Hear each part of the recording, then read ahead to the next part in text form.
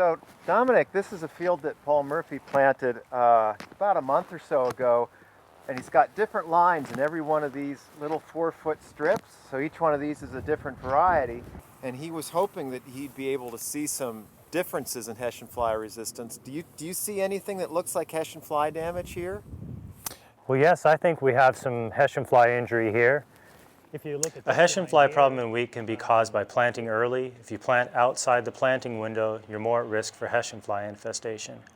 Also, if you plant into wheat stubble or nearby wheat stubble, you can be at risk for Hessian fly. And the reason is because the Hessian fly needs that wheat stubble to oversummer, so it's actually serving as a source for your infestation in the fall. If you look at this line here, looks well tillered, looks very healthy. Look at this line here, well, there's not as many tillers.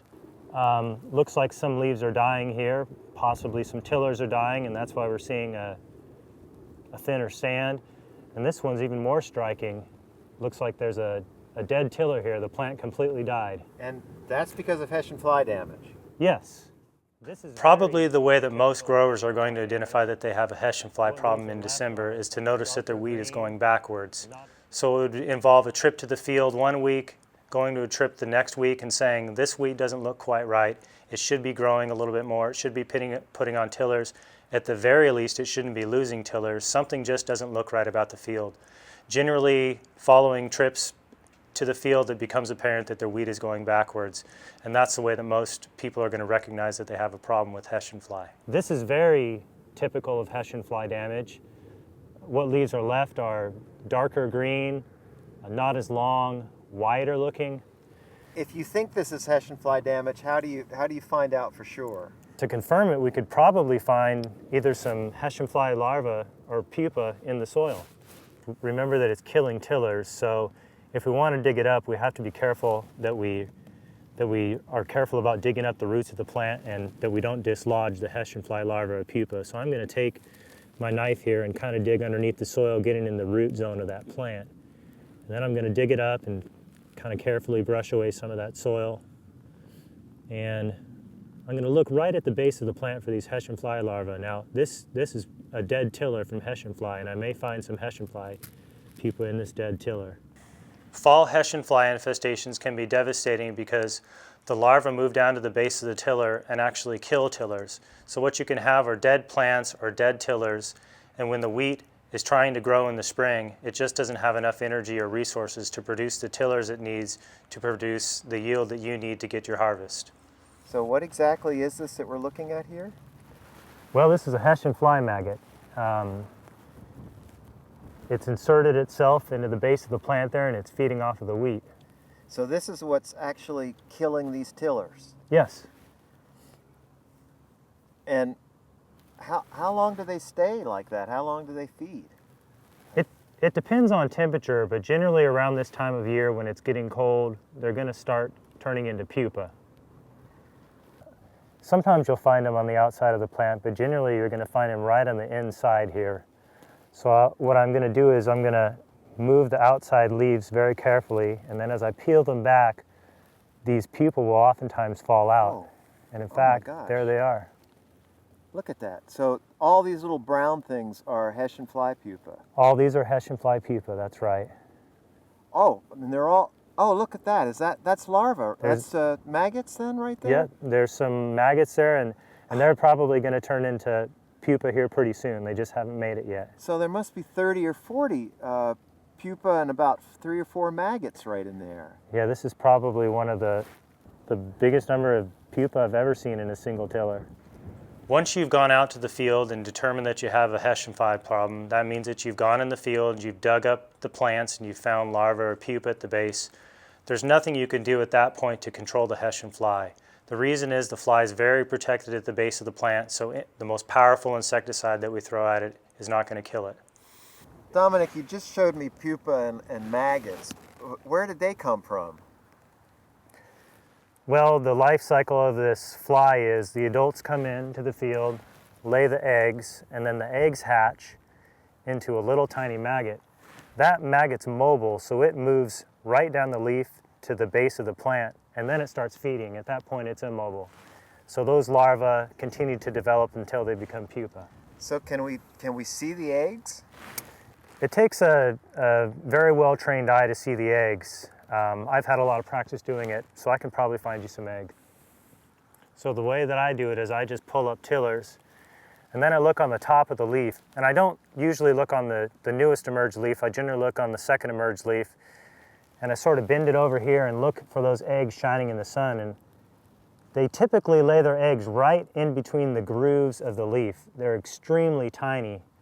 And on this leaf here, I think I can see somewhere in the neighborhood of 14 or 15 eggs laid there in the grooves. I can't see a thing. What exactly are you looking at? Well, it takes a trained eye. They're small, sausage-like, and red. So is that what you're talking about? Is that an egg? Well, you're pointing to about 5 eggs there. There's 3 eggs in one groove, and there's 2 eggs in the groove next to it. Oh, those are so small, I can just barely make them out. Well, that's right. These eggs are extremely tiny. That's why we generally don't recommend that a grower scout these eggs themselves, but we recommend that they hire a trained consultant. Here we can see 2 Hessian fly eggs. They're small, sausage-shaped, almost a reddish-brown color. And you can see that the Hessian fly has laid them right in the grooves of the leaf. You can also see why we don't recommend scouting for these unless you're a trained, paid consultant, because of their size. These eggs will hatch, and then the larva will move down to the base of the plant where they'll begin feeding. These are Hessian fly pupa. This is the resting stage of the insect. As it moves from the larva or maggot to the adult stage, it has to go through a complete transformation and move from that slug-like form to the adult that looks like a little fly with wings. So it uses this stage to survive cold periods, warm periods. It's very resilient, but it also uses it so that it can go through its development. This is an interesting shot because we're actually getting a slice in the life stage of Hessian fly where you can see a mixture of both larva and pupa. So those larvae or maggots are almost fully formed and developed. They've been feeding on the plant for a while, and now they're about to undergo their pupal stage, so they'll shed their skin and form that black, dark pupal stage that you see there before they turn into adults. You can actually see through some of those larvae into the darker portions in the interior. On some of them, you can even see a distinct green line where they've been feeding on the green parts of the wheat. Unlike fall infestations, which can involve the wheat going backwards, spring infestations are a little different. The adult fly comes in, lays its egg on the leaf, just like the fall generation. But in the spring, the larva can either move to the base of the plant or it can move to the joint. And this causes the spike to fall to the ground, lodge, and you're not able to get them in the combine, and you have a lower yield as a result. Once you have spring Hessian fly infestations, there's very little that you can do against that. Research does show that sometimes spring foliar sprays can be effective, but timing is key here, just like in the fall. If you do spray, you're going to want to make sure that you time that spray based on adult emergence, which can be difficult to predict. Generally, Hessian fly is not a problem from year to year. It depends on the field and situation, but not all fields every year will have a bad Hessian fly infestation. In fact, the devastating situations are not that common. The reason is most of our growers are planting early, using seed treatments or resistant varieties like they should. Hessian fly can be a problem up to 100% yield loss depending on when you planted, if you used the wrong variety, or it can cause little loss. Generally, all our fields in North Carolina have some level of Hessian fly there, albeit at low levels. Hessian fly is worse when you plant early for 2 reasons. Number one, it's warm, and when warmer temperatures arrive, insects tend to be more active. That includes Hessian flies.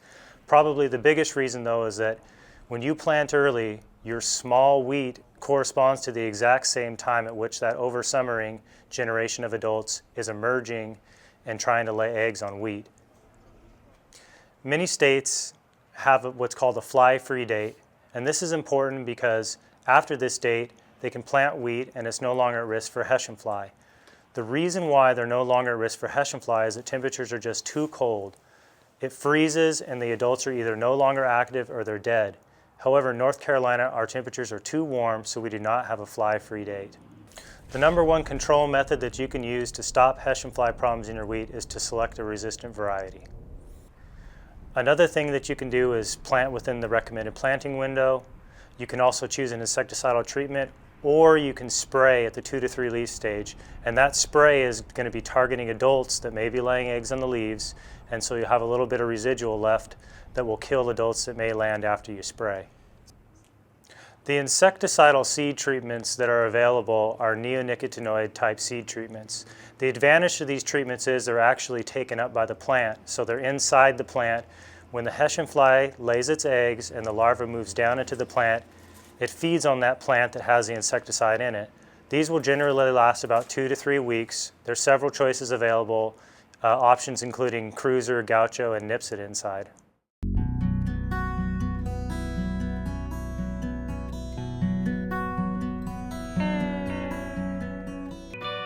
This program is funded by the North Carolina Small Grain Growers Association.